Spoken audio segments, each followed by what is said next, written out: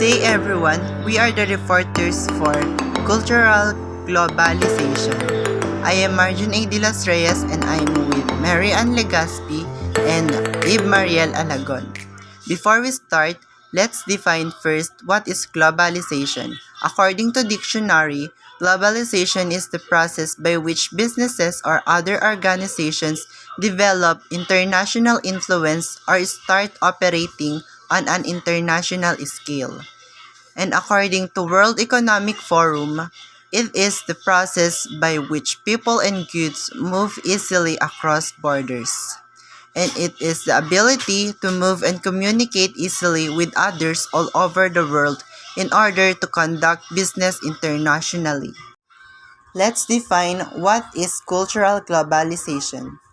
Cultural globalization is the process by which one culture's experiences, values, and ideas are disseminated throughout the world through various means.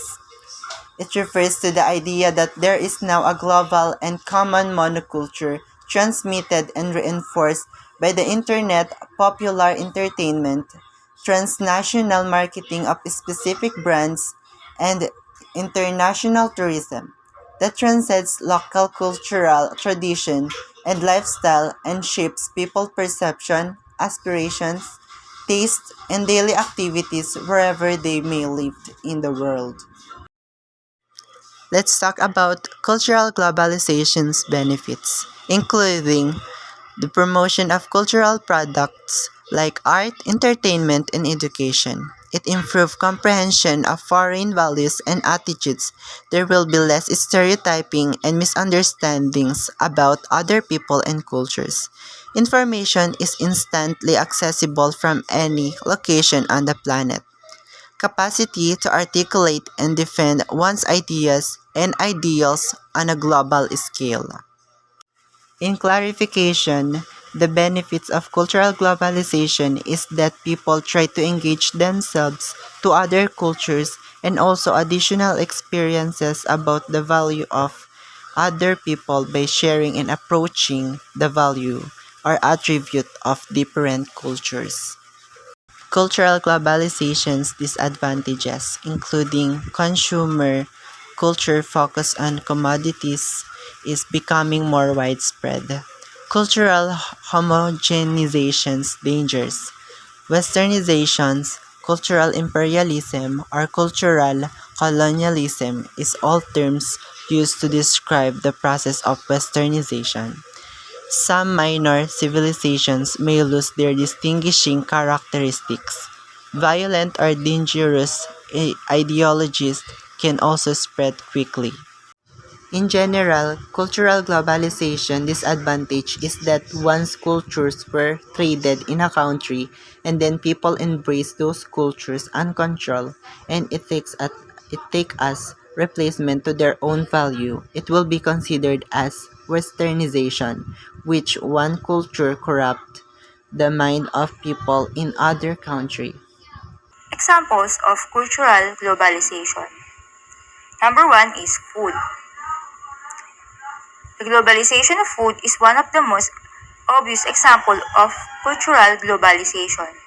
Food consumption is an important aspect of culture and most societies around the world have diets that are unique to them. However, the cultural globalization of food has been promoted by fast food giants such as McDonald's, Coca-Cola, and Starbucks. The spread of this global food corporation has arguably led to the decline of local diets and eating traditions. That means if you're from Philippines and you will travel to other countries like Japan, Taiwan, USA, United Kingdom, you can find their fast food chains like McDonald's, Dunkin' Donuts, KFC, and other fast food chains because other cultures have the same likes of food and everyone patronize it. Number two is sports. Think of all the worldwide sporting events that take place, most notably the World Cup and the Olympics as well as Formula One that brings millions of people together in genuinely global leisure experience.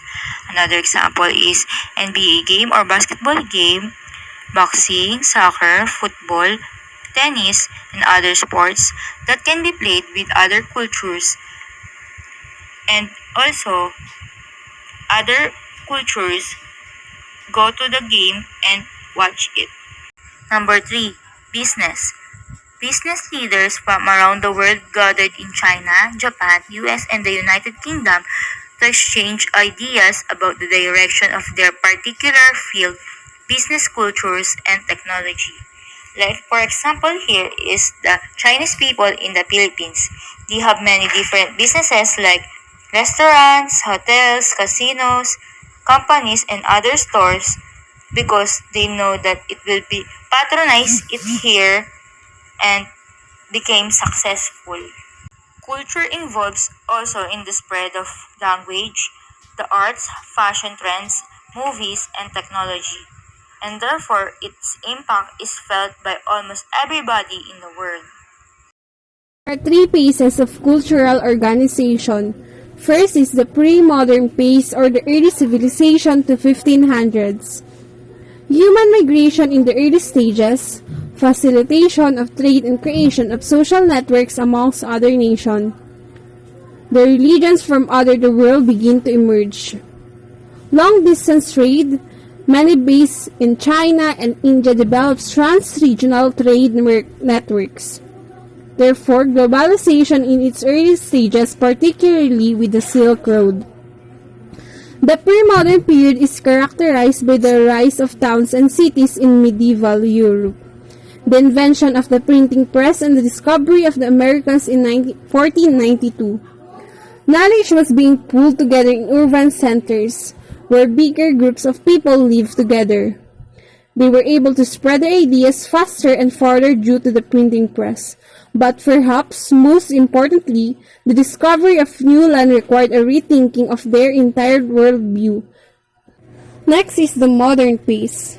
European imperialism, rise of the West, European expansionism, especially with Columbus' encounter with the New World, which allows goods and people to cross the Atlantic.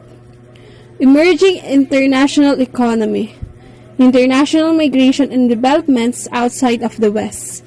Spread of modernity, medical advancement that help many. Rise of the nation state, a development of freedom of movement of cultural diffusion. Industrialization, demand for raw materials to supply industries. Science grew immensely with electronic, shipping, railways, and new forms of communication such as cable technology.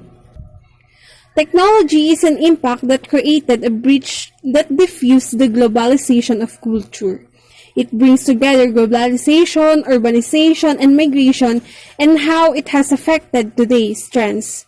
Before urban centers had developed, the idea of globalization after the Second World War was that globalization took place due to the lifting of state restriction by different nations. There were national boundaries for the flow of goods and services, concepts, and ideas.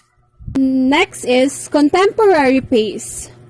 Struggle after the Cold War led to a slow but steady increase in the cultural flows with the immigration of peoples, ideas, goods, symbols, and images. Represented global cultural interconnectedness, which eventually led to developments in transport infrastructures such as jet airlines, construction of road and rail networks. This allowed for more tourism and shifting patterns of global migration.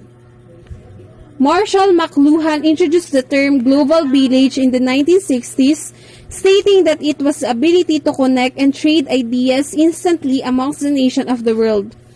Lastly, the term globalization became popular in 1980s. The patterns of cultural globalization is a way of spreading theories and ideas from one place to another. Although globalization has affected us economically and politically, it has also affected us socially on a wider scale with the inequalities issues such as race, ethnic, and class systems. Social inequalities play a part within those categories. That's all